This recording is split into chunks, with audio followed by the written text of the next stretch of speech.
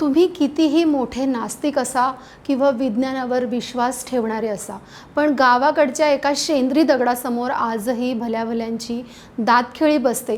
कधी ओढ्याच्या काठाला, कधी वळणाच्या घाटात, तर कधी जुन्या वडाच्या झाडाखाली डोळे वटारून बसलेला हा म्हसोबा देव नेमका आहे तरी कोण? हा म्हसोबा एका शेंद्री दगडाच्या रूपात शतकानुशतकं गावाला संकटापासून वाचवतंय. कुणी त्याला महादेवाचा अवतार मानतंय, तर कुणी म्हणतंय तो साक्षात महिषासूर आहे. पण या म्हसोबा देवाचं खरं रहस्य काय आहे आणि विदर्भात चक्क या देवाला भाड्याने का दिलं जातं? या सगळ्या प्रश्नांची उत्तरं आज आपण जाणून घेऊयात आजच्या या व्हिडिओमधून. नमस्कार, मी आरती शिंदे आणि तुम्ही पाहताय लगावबत्ती. तसं बघितलं तर म्हसोबा देव हा फक्त महाराष्ट्राच्या ग्रामीण भागात पाहायला मिळतो. शेंदूर लावलेला गोल किंवा उभट दगडाच्या स्वरूपात तो आपल्याला दिसतो. जवळपास 13व्या शतकापासून म्हणे लोकांनी रानात, बांधावर किंवा गावातल्या मोक्याच्या ठिकाणी म्हसोबाची स्थापना करायला सुरुवात केली. गावावर येणारं रोगराईचं, वाऱ्या वावदानाचं, पावसा पाण्याचं संकट दूर व्हावं म्हणून वार्षिक यात्रेला लोक म्हसोबाची पूजा करायचे आणि आत्तासुद्धा करतायत. ह्या पूजेच्या निमित्तानं म्हसोबाला बकरी, कोंबड्या, नारळ अशा वस्तू लोकांकडून वाहिल्या जातात. तर एकूण असा असतो म्हसोबा देवाचा थाटमाट. खरं तर त्या म्हसोबा देवाचं नाव म्हसोबा पडण्यामागे काही इंटरेस्टिंग कारणं सांगितली जातात. त्यापैकी एक म्हणजे म्हसोबा हा शंकराचा अवतार आहे आणि गावाकडे शंकराला महादेव, महेश या नावानं बोलवायची प्रथा असल्यामुळे नंतर त्या महेश या शब्दाला बा हा पितृवाचक प्रत्यय जोडून महिषोबा असा शब्द बनवण्यात आला असावा. नंतर त्याच शब्दाचा अपभ्रंश होऊन म्हसोबा हा आजच्या काळातला उच्चार तयार झाला असं काही जाणकारांचं म्हणणं आहे. तर दुसऱ्या एका आख्यायिकेनुसार म्हसोबा म्हणजे असुर, वेताळ आणि भूतांचा अधिपती समजला जाणारा महिषासूर आहे. तो सगळ्या प्रकारच्या राक्षसांवर नियंत्रण ठेवून शेतकऱ्यांचं रक्षण करायचा, म्हणून सगळा शेतकरी समाज त्याला देव म्हणून पूजायचा. पुढं जाऊन त्याच महिषासुराचं नाव म्हसोबा झालं असं काही इतिहास अभ्यासकांचं म्हणणं आहे. म्हसोबा देवाला 13व्या शतकापासून क्षेत्रपाल म्हणजे शेतकऱ्यांचं राखणदार म्हणून ओळखलं जात आहे. अनेक ठिकाणी अशी समजूत आहे की जर रानात म्हसोबा असेल तर त्या शेतातून कोणीही चोरी करू शकत नाही. जर एखाद्याने गुपचूप पीक कापून नेलं तर त्याला शेतातून बाहेर पडण्याचा रस्ताच सापडत नाही, तो तिथेच घिरट्या घालत राहतो असं अनेक जुने लोक आजही छातीटोकपणे सांगतात.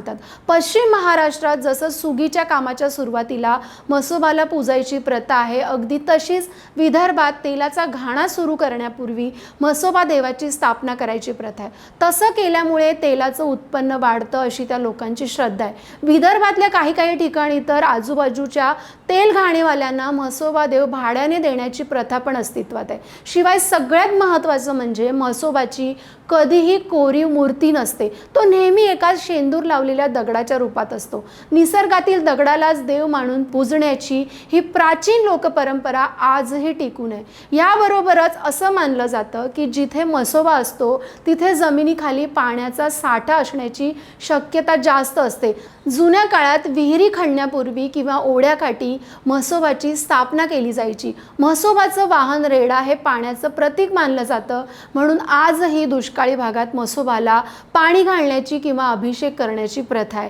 पूर्वीच्या काळी खेड्यापाड्यात शेताच्या बांधावर, ओढ्याच्या काठाला, जुन्या वडाच्या किंवा पिंपळाच्या झाडाखाली, चिंचेच्या झाडाखाली, विहिरीच्या बाजूला, डोंगराच्या पायथ्याखाली म्हसोबा देवाची स्थापना केलेली बघायला मिळायची. मग पावसाळा आला की सुगीच्या वेळेला सगळे शेतकरी हळद, कुंकू, अर्धवट कापलेला लिंबू, नारळ, खणाचं पीस म्हसोबाला वाहून त्याची पूजा करून आपल्या कामाला सुरुवात करायचे. आजही करतात. शिवाय परंपरेनुसार आजही सणासुदीला सगळी माणसं सणाचा पहिला नैवेद्य हा म्हसोबा देवालाच दाखवतात. चैत्रात किंवा वैशाखात त्याचं म्हसोबाला कोंबडा किंवा बकरं कापून वाहण्याची प्रथा गावागावात आजही पाळली जाते.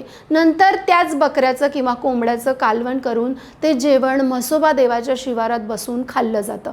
महाराष्ट्रात अशा प्रकारे बऱ्याच गावात म्हसोबाच्या जत्रा देखील भरतात. त्यापैकी सगळ्यात प्रसिद्ध म्हणजे जुन्नरपासून 8 किलोमीटर अंतरावर असलेल्या भुंडेवाडी या गावची जत्रा. नवरात्रात या ठिकाणी दुर्गादेवीची नाही तर चक्क म्हसोबा देवाची नवरात्र साजरी केली जाते। नवरात्रात गावाच्या पाटलांच्या देवघरात चांदीच्या म्हसोबाची स्थापना केली जाते आणि मग सगळे गावातले मोठ्या भक्तिभावानं म्हसोबाची नवरात्र पाळतात। ठाणे जिल्ह्यातल्या म्हसे गावात पौष पौर्णिमेला भरणारी म्हसोबाची यात्रा ही पण फेमस यात्रा आहे।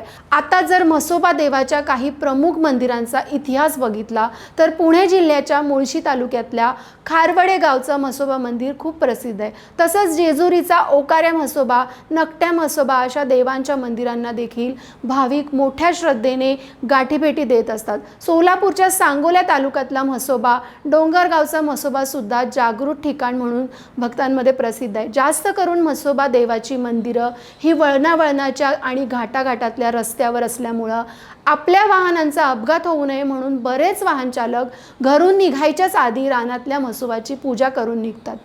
शेवटी काय, मानू या ना मानू, श्रद्धा असेल तर दगडातही देव दिसतो आणि तुमच्या मनात माणुसकी असेल तर माणसातही। फक्त त्या श्रद्धेची अंधश्रद्धा होऊ नये म्हणजे झालं। म्हसोबा देवाची माहिती तुम्हाला कशी वाटली? गावच्या लोकांच्या श्रद्धास्थान असलेल्या या म्हसोबा देवाबद्दल अजून काही वेगळी माहिती तुमच्याकडे असेल तर कमेंटमध्ये नक्की सांगा आणि अशाच इंटरेस्टिंग माहितीसाठी लगावबत्तीला सबस्क्राईब करायला विसरू नका।